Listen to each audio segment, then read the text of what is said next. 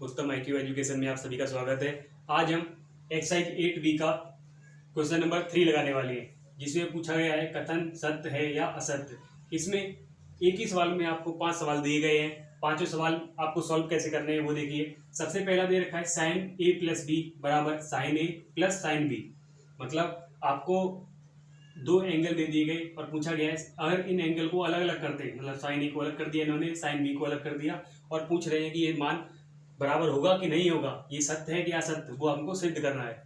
इसके बाद दूसरे नंबर पर पूछ रहा है थीटा के मान में वृद्धि करने पर, जैसे थीटा के मान में वृद्धि करने पर मतलब 0 अंश, 30 अंश, 45 अंश, 60 अंश, 90 अंश, 120 अंश, इस तरीके से आगे आगे बढ़ाओगे तो साइन थीटा के मान में वृद्धि होती है कि नहीं होती है, हमको ये भी चेक करना है। ठीक है, इसी तरह से तीसरा सवाल सेम है, थीटा के मान में वृद्धि होने पर कॉस थीटा के मान में वृद्धि होती है कि नहीं होती है, सत्य कथन है या गलत है। मतलब थीटा के मान में वृद्धि होती है और कॉस थीटा का मान में भी वृद्धि होती है, ये कथन सत्य है या असत्य। इसके बाद चौथे नंबर पे आइए। चौथे नंबर पर क्या है, थीटा के सभी मानों पर साइन थीटा और कॉस थीटा की वैल्यू बराबर आती है कि नहीं आती। एग्जाम्पल जैसे कि कॉस 30 अंश और साइन 30 अंश, इन दोनों के मान बराबर होंगे कि नहीं होंगे।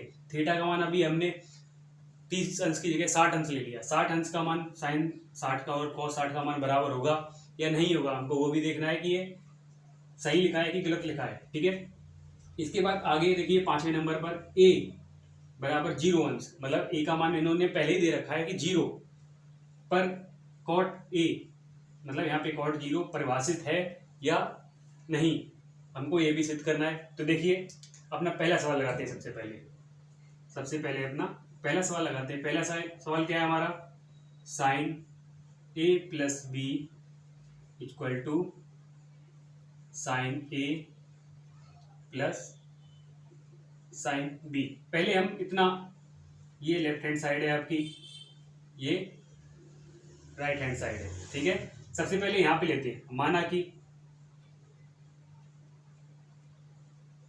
ए की कोई वैल्यू मान लेते हैं हम, जैसे कि ए बराबर 30 अंश कोमा बी बराबर 60 अंश। सबसे पहले LHS लेते हैं हम लोग, LHS ले ली तो यहाँ पे क्या हो गया, साइन ए की जगह पे 30 अंश का मान रखो 30 प्लस बी की जगह पे 60 अंश 60 अंश। ठीक है, तो ये कितना हो गया, साइन 90 अंश, और साइन 90 अंश का मान 1 होता है। कल भी मैंने बताया था, पिछली क्लास में, कि जिसको भी त्रिकोणमितीय अनुपात और उनके अंशों के मान नहीं आते हैं तो हमारा एक पहले से ही त्रिकोणमितीय अनुपात निकालने के लिए पहले से छोटी सी क्लास बनी हुई है 8-9 मिनट की, आप उसको देखिए और जानिए कि ये अंश साइन 30 अंश, tan 45 अंश, इन सबके मान कैसे निकालोगे। अगर आपको याद नहीं है तब, ठीक है, याद है तो और अच्छी बात है, याद नहीं है तो आप कैसे निकालोगे, तो वो क्लास आप जरूर देख लो एक बार। इसके बाद लेफ्ट हैंड साइड हमने लगा ली, अभी राइट हैंड साइड देखते हैं।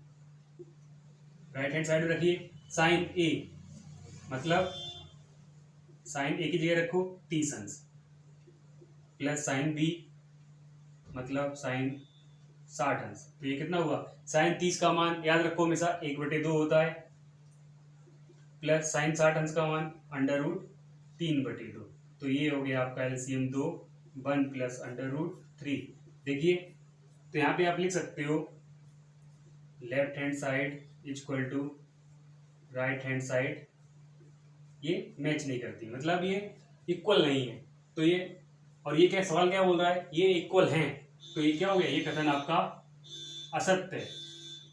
मतलब जो उन्होंने लिखा है कि साइन ए प्लस बी और साइन ए प्लस बी बराबर, ये है बराबर की नहीं है। जैसे कि साइन ए प्लस बी हमने क्या माना, ए का मान मान लिया 30 अंश, बी का मान 60 अंश, या फिर आप ऐसा भी कर सकते थे, ए का मान 60 अंश मान सकते थे, बी का मान 30 अंश मान सकते थे, और यहाँ sign A plus sine B का मान हम निकालते दूसरे तरीके से। ठीक है, तो ये कथन असत्य है, इक्वल नहीं होता है। ठीक है, अभी दूसरा सवाल देखते हैं, इसको साफ कर देते हैं यहाँ से। अभी दूसरे सवाल में चलते हैं। दूसरे सवाल में क्या पूछ रहा है वो, पॉइंट टू में पूछ रहा है वो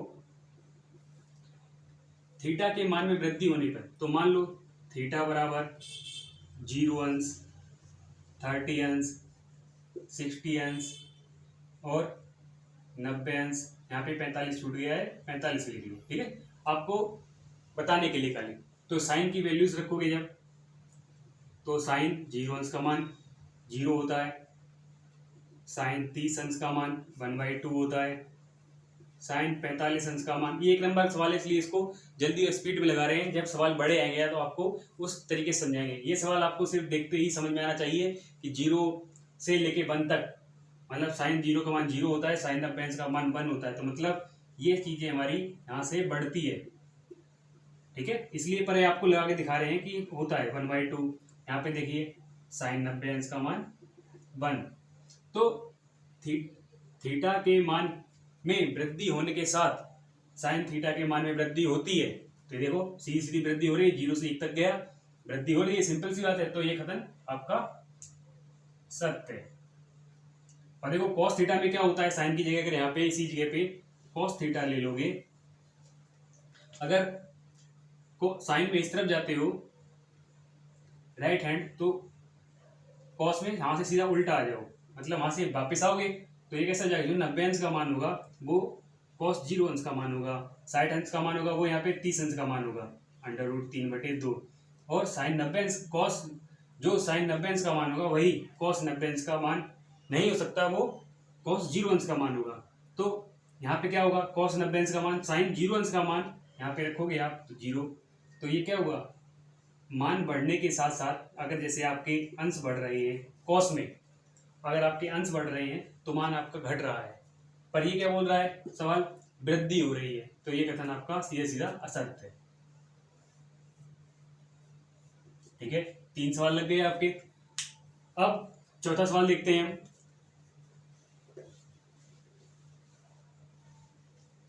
चौथे सवाल में क्या पूछ रहा है सर, देखिए चौथे सवाल में क्या पूछ रहा है, थीटा के सभी मानों पर साइन थीटा बराबर कॉस थीटा होगा या नहीं होगा। ये देखिए यहाँ पे सबसे पहले रखिए साइन थीटा बराबर कॉस थीटा, ठीक है, कॉस थीटा। तो थीटा का मान हम क्या क्या ले सकते हैं, हमको सिर्फ चेक करना है इक्वल है कि नहीं है, तो हम 2-3 मान पकड़ लेते हैं, जैसे कि 0 अंश, 30 अंश, 45 या 60 90 जो कुछ भी आपको लेना है।